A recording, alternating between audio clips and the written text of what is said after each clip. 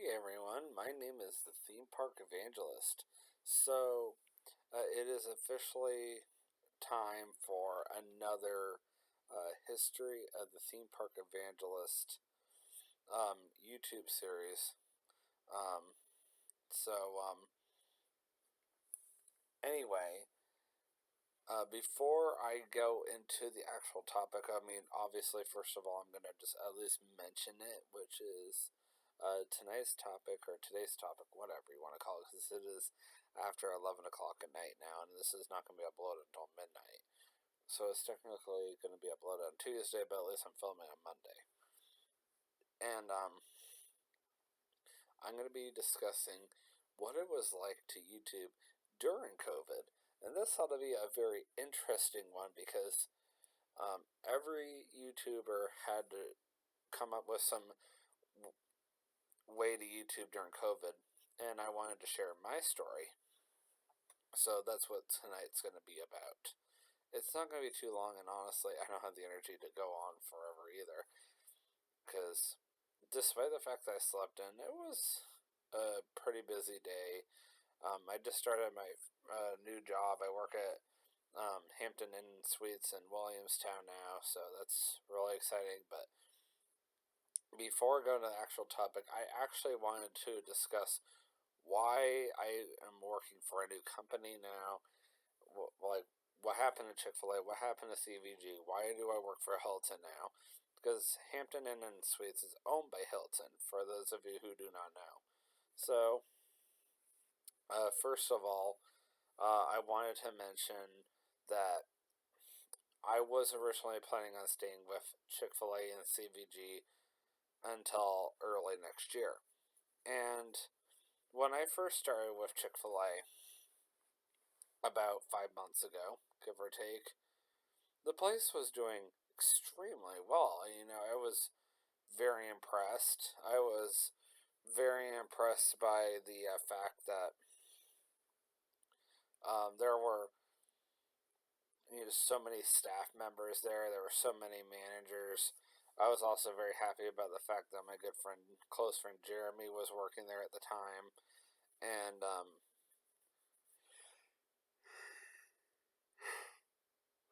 I'm so sorry. This is what happens when I try to YouTube this late at night. But anyway, and also you have to keep in mind, I did work at the airport there for a hot minute, and my body is still kind of used to that schedule. So I got to get used to a new work schedule, and that's going to take some getting used to. But anyway, I was really impressed by the fact that I'm working with my close friend again, and now we can see each other all the time. And the first month, everything was going well, but over time, the place started going downhill, and there started coming to a point where managers started quitting, employees started quitting, and then of course the place started. It was hard to tell if it was turning more into a real a regular Chick-fil-A, or if it was just continuing to run as an airport Chick-fil-A, and it was getting very frustrating. And I just kept getting annoyed, and there was a lot of things that were going wrong. I wasn't getting enough breaks. I wasn't getting enough restroom breaks. I wasn't getting enough water. I was constantly getting dehydrated. I was constantly getting stressed. I was constantly getting lightheaded. I constantly felt like I had to pass out. I mean, it was bad, and it was getting to the point where I just couldn't handle it anymore. And I'm like, oh, I don't know how I'm gonna keep doing this. And then it got even worse. The staffing issue got to the point where I was literally working 10 plus hours a day. And for somebody who had to come in as early as 5 in the morning, 5 days a week, or 4 days a week, 5 days a week, but 4 of those days, not even 3 of those days, I was working all the way until 4, 4:30, almost 5 o'clock in the evening. And then I literally would go home, and I wouldn't even get home, like if I worked till 5 o'clock, until close to 6 o'clock. And then I would only have 2 hours to myself, and then I'd go back to bed again, and then I'd be back up at 3 o'clock in the morning. And I was only getting maybe 6 hours of sleep a night, which was nothing. I was drinking so much coffee because I had to survive. It's not like now where I'm choosing to drink a lot of coffee if I so want to. But yeah, I just working at Chick-fil-A really proved to me how overrated they are. They're always busy, always running out of everything. Um, it's I cannot believe the popularity for Chick-fil-A tea, Chick-fil-A sandwiches, Chick-fil-A spicy sandwiches, Chick-fil-A milkshakes. And I mean, every day was basically the same. I mean, every Thursday through Saturday, we sold more milkshakes than any day of the week. It was ridiculous. And Thursdays and Fridays, I felt like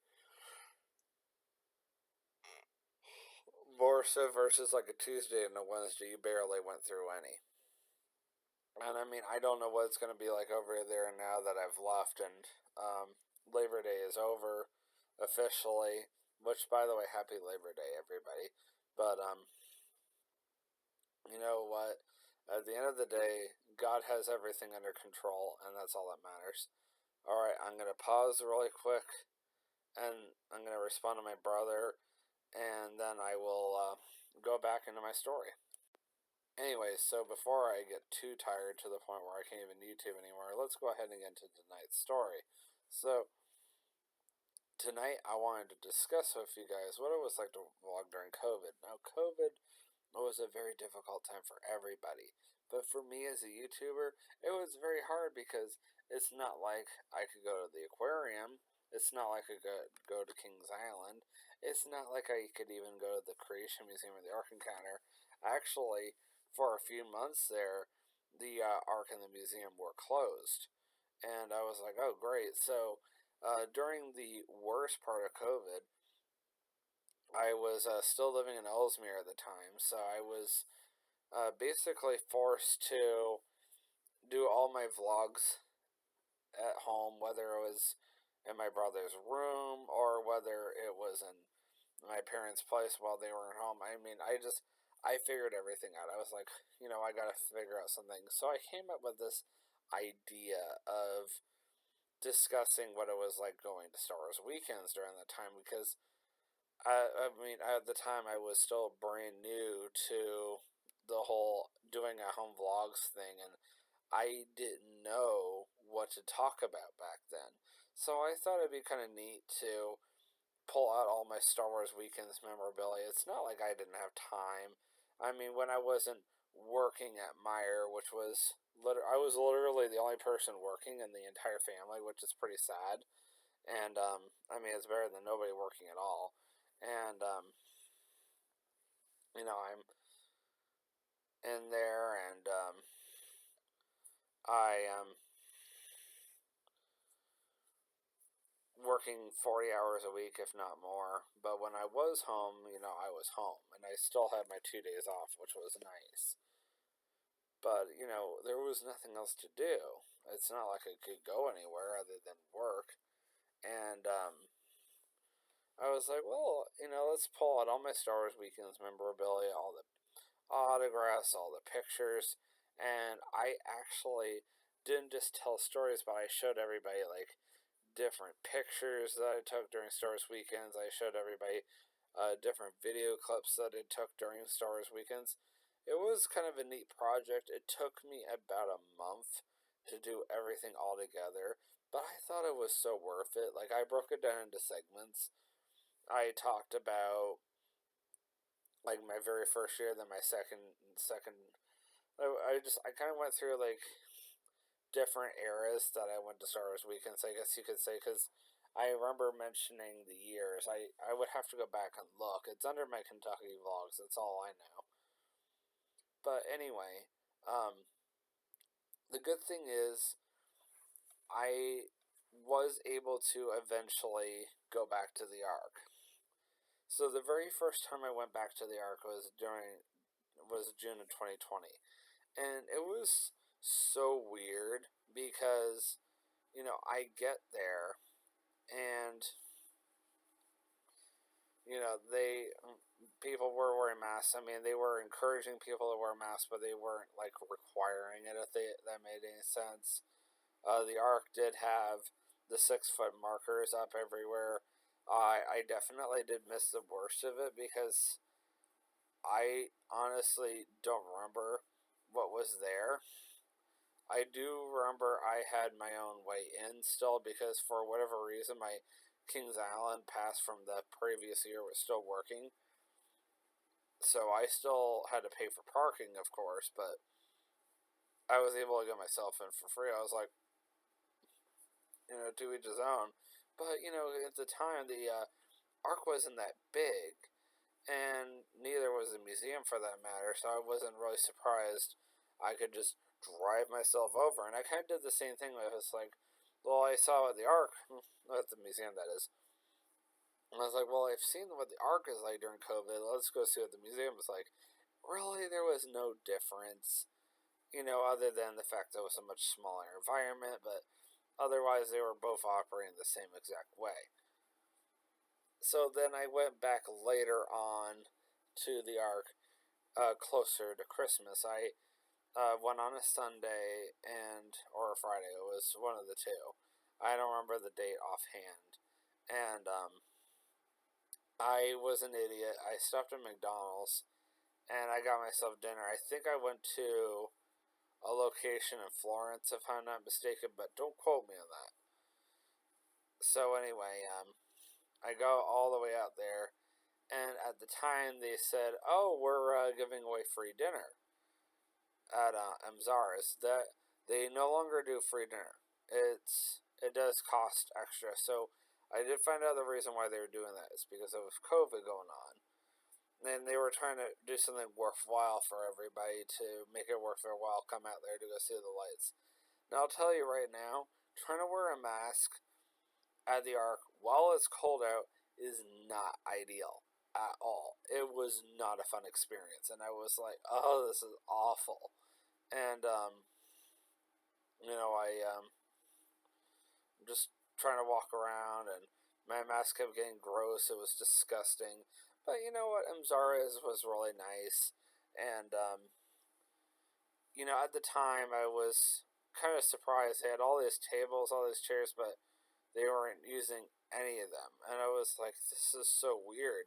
This was the only time I've ever seen it like this. And I met a lot of employees and coordinators that night, and they actually served me my food. So for over a year, they actually did serve you your food at Mzara's. You were allowed to have as much as you wanted, which I didn't know about, by the way, at the time. But so, I just assumed it was like a one-time thing only. And I went through and I got myself this big container of food, and at the time I was like so shocked because I didn't pay to get in. I didn't have to pay for dinner. The only thing, and I didn't even have to pay for parking. Back then they were doing free parking, and I was just like, wow, this is amazing. Like, when do you ever get this? I really felt like God was blessing me, and I got. That was back then when they were still keeping the Ark open at night, so I even took a walk through the Ark, and I had to show everybody, oh, look, I'm walking through the Ark at night. Well, of course, time went on, and more things started opening back up again, but of course, under COVID restrictions. And I still, was trying to be careful and all that stuff. And actually, the next segment we're going to be discussing is my very first time vlogging in Florida during COVID, which is going to be another really interesting topic for sure. And I'll tell you guys right now, the whole COVID craze thing didn't even end until late 2021. So when I went to Disney World, COVID was finally starting to die down up in northern Kentucky, but it was not dying down in Florida whatsoever. I remember, and I want you guys to hear my story about how COVID started for me. I was down in Florida celebrating TJ's 26th birthday. Yeah, 26th birthday at the time. And we had gone to Crystal Palace. I actually got to enjoy the Crystal Palace at its prime state, if that makes any sense. And then we were trying to do main event while we were there, and that was around the time frame that they were talking about COVID cases going around. I was like, oh, that's not good. And I had no issues getting back home, so I flew back home. I actually went back to work, and while I was at work, they announced that COVID had gotten as far as Lexington. And I got nervous. I was like, oh no, please don't tell me that it's coming here. Well, nothing bad had happened yet. So, the day that they announced it had arrived in Lexington, everything started getting chaotic, but nothing got out of hand yet. But I came into work the next day, and all of a sudden they're enforcing the employees to wear masks, and they're enforcing the employees to get their temperatures taken, they're enforcing the employees to go through this stupid questionnaire. And this was like right after you clocked in, you would clock in, and then you go take this stupid health thing, and the manager had to do it. They had to take your temperature, they had to ask you all these questions. You couldn't do any international traveling without being taken out of work for 2 weeks. My coworkers ended up coming down with COVID during that time frame, and that was another reason why I was able to do so many at-home vlogs. Is because when my coworkers would get COVID, I would have to, tell them. It was one of the questions I asked you was, have you been in contact with anybody with COVID recently, or are you living with somebody with COVID? And I said, yes, I am currently living with somebody with COVID. And then I would have to go through all this rigmarole to become, or to basically get paid for the entire 2 weeks I'm out of work. Like, yes, I'm being paid, but at the same time, I'm not at work, and I'm just stuck at home, and it was very frustrating. And I hate being stuck at home. I really do. It's like it's one thing to voluntarily choose it for a couple of days, but to be just stuck at home for 2 weeks straight and not go anywhere, it was awful. Not even be able to work. And I mean, yes, I could probably use that 2 week vacation, but I know after a couple of days, I'll probably be begging to go back home. Begging to go back to work. I would hate that. It was not a good time. I mean, I even went to Kenwood Town Center during COVID, and I mean, that place literally took a liberal to the COVID to the extreme, and it was just like, this is ridiculous. Like, you had to be wearing a face mask the entire time. Like, apparently, security had the right to throw you out if you weren't, because somebody apparently was doing that. Florence Mall was not nearly as bad, but they were still enforcing it. I mean, there were so many places I went during COVID that were either not too bad or could be worse. And Meyer was definitely up there on the worst part. But the next story is going to be the most interesting out of all of them. What was it like to travel to Central Florida during vacation? During COVID. That's what I meant to say. Because not everybody can safely say that they went to Central Florida during COVID. And COVID was still going on during the spring of 2021. So that's also why I wanted to mention that as well.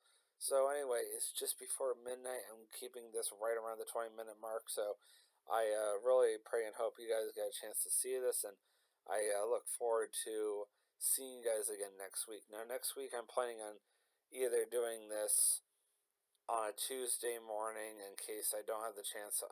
Actually, I should be able to next Monday morning because it's not a holiday, so my parents shouldn't be around. But worst case scenario, I'll do it next Tuesday morning. And the reason why I want to do that is because I want to make sure not only does it get done before work, but I have a ton of big announcements for you guys regarding upcoming vlogs coming to my YouTube channel. But I didn't want to do that this week because I wanted to discuss what it was like working at Chick-fil-A instead. But next week we're going to go back into talking about my upcoming vlog. So always remember, you can do all things through Christ who strengthens you. Oh my word, I'm so tired. You can do all things through Christ who strengthens you. Have a great night. Peace out.